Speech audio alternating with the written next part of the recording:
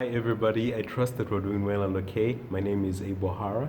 I'm a Zambian student who is currently pursuing his Bachelor in Medicine and Bachelor in Surgery, MBBS, in the People's Republic of China. So today I have the rare privilege of sharing on a topic that was started the previous week pertaining to cholera. And I find this topic particularly interesting because the word cholera isn't a word that is far removed from the public psyche. This is a word that we hear more often than not.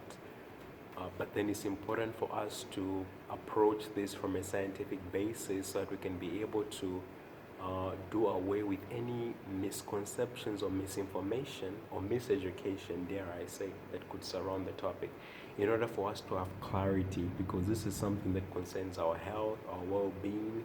So it's very important for us, both as healthcare providers and as the general public, to be well informed about cholera so that we can be able to make wise decisions pertaining to our health and our well-being. So today I'm going to be talking about the pathophysiology of cholera. Last week we established a sense of what cholera is, and I firmly believe in defining things, because what you can't define, you can't defend. It's important for us to have some perspective or understanding of what something is in order for us to curve out a more nuanced or detailed or dynamic conversation around it that will help us make healthy decisions pertaining to that topic going forward. So we spoke about what cholera is, and it was established that cholera is an infection of the gastrointestinal tract.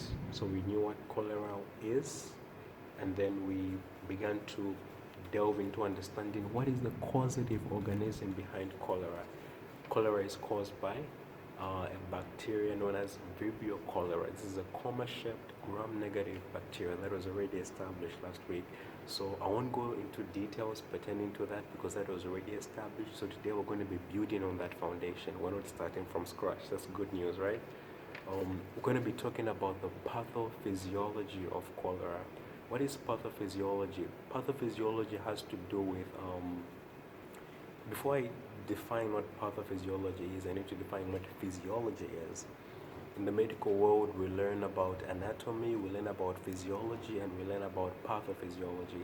So anatomy teaches you the structure of the human body. Physiology teaches you the normal or healthy functioning of the human body. And then pathology or pathophysiology tells you how the body functions when something has gone wrong. So this is essentially what went wrong. So in order for us to understand what pathophysiology is, we need to understand that pathophysiology has to do with the way the body functions in a diseased or altered state when something has gone wrong, which is different from the normal physiological functioning of the body.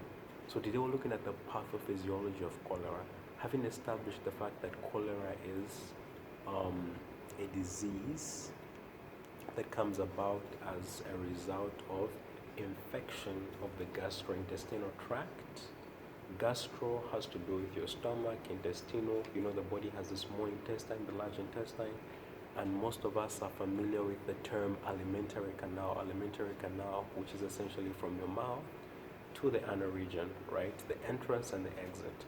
So, since we're going to be dealing with medical information, it is incumbent of me to talk about these things in a way that might be different from what we might use in our day-to-day lives, so as to ensure that we are moving at the same pace and have an overview or healthy understanding of the topic.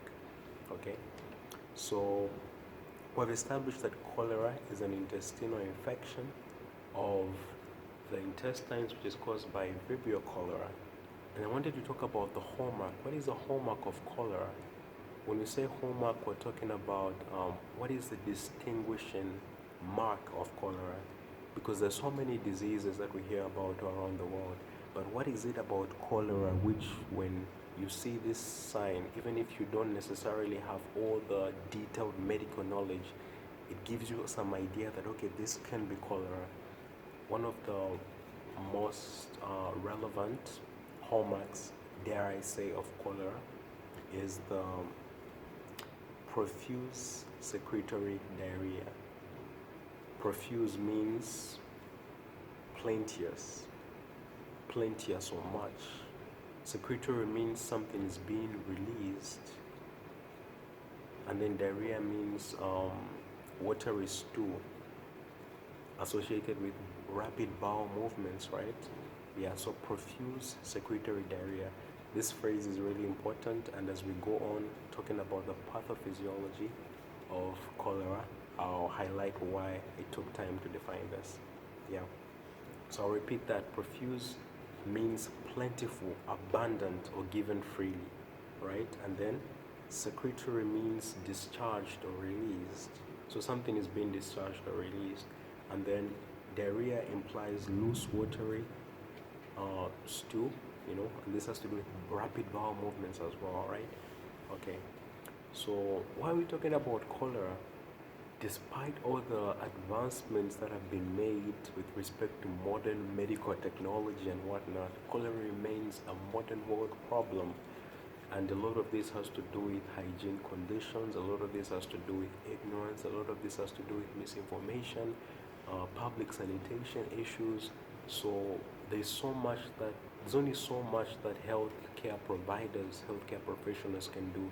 It's incumbent on all of us as members of society to come together, not only mentally by acquiring the necessary knowledge and technical know-how on how to deal with cholera, but by taking a personal sense of responsibility, which will help us not only curb this potential epidemic, endemic. Cholera can be epidemic, it can be endemic, it can be pandemic. But a lot of this depends on our public health awareness and also personal responsibility in this area. So without taking much of your time, let's delve into what we call the pathophysiology of cholera. So in talking about cholera, it must be highlighted that cholera can be asymptomatic. Cholera can also be mild. Asymptomatic implies that someone might have gotten infected with the cholera bacteria as a result of what they ate, as a result of contact with organisms that have chitin, as highlighted last week. Cholera survives on chitin, which is found on crabs, which is found on organisms like arthropods, right? So someone could have gotten infected with cholera, yet they're not necessarily displaying any signs or symptoms of it, right? So it's possible for such a person to be asymptomatic, they won't show any signs of it. Yet that very person, that patient zero, can become a source of spreading of the cholera, because cholera can be transmitted from person to person horizontally. Because when that person passes through, assuming that person passes through in a public area, for example, if there's lack of hygiene or ignorance in a section of society, that stool is going to contain Vibrio cholera, and that Vibrio cholera, if it comes into contact with the source of water, that source of water becomes contaminated, and then if by any chance, I know it sounds so complicated, and sometimes we wonder how would this fecal-oral transmission even happen, but in a community, it's possible for things like this to happen, especially in a tight-knit community where hygiene and things like this are not taken into consideration. So hygiene, sanitation, purification of water, all these measures which we so often take for granted are really important because they protect us from waterborne ailments such as cholera. So when I was talking about the hallmark of cholera, I spoke about profuse secretory diarrhea. Profuse means plenteous, secretory means something is being released or discharged, and then diarrhea, as we all know, has to do with watery stool. So when we talk about secretory, that has to do with electrolytes. What are electrolytes? Electrolytes, with respect to physiology, electrolytes, these are minerals which are found in your blood, in your urine, minerals which are essential for the normal functioning, the normal physiology of the human body. Minerals such as sodium, bicarbonate, potassium, calcium, things that we sometimes take for granted but which are crucial for our body to function. They're necessary for muscle contraction, they're necessary for for our nervous system to function effectively. They're essential, to help us stay hydrated. Minerals are so priceless, and as far as the normal physiology or normal functioning of the human body is concerned. So secretory diarrhea, remember we said profuse secretory diarrhea is a hallmark of cholera, right? And then I indicated that I would explain why it is. So secretory diarrhea occurs when your body secretes electrolytes. These are minerals which are necessary for your body, but then your body is secreting them into your intestine. And the understanding why your body is secreting these minerals into your intestine will give us perspective about the pathophysiology of cholera. Cholera is caused by this gram-negative bacterium known as Vibrio cholera. So when this gram-negative bacterium gets into contact with the GIT, it has the ability to secrete a toxin known as chlorotoxin, which has a very negative impact on the human body. It causes bacterial infection, among other things, which is one of the culprits responsible for secretory diarrhea. So excessive secretion, what's the cause of diarrhea? It can be excessive secretion of electrolytes and fluid, or impaired, absorption of water. Absorption of water normally happens in the large intestine, right? But then if there's excessive secretion of electrolytes and fluid, or if there is impaired absorption, inability to absorb water, this can cause diarrhea. But what can lead to this complication? Bacterial infection. And what bacteria are we talking about today? Vibrio cholera. Vibrio cholera, gram-negative bacteria with the ability to secrete a toxin known as chlorotoxin, and this can initiate a chain of events which can impair the normal physiological functioning of the GIT at that level, thereby leading to excessive secretion of electrolytes, which are essential for the body.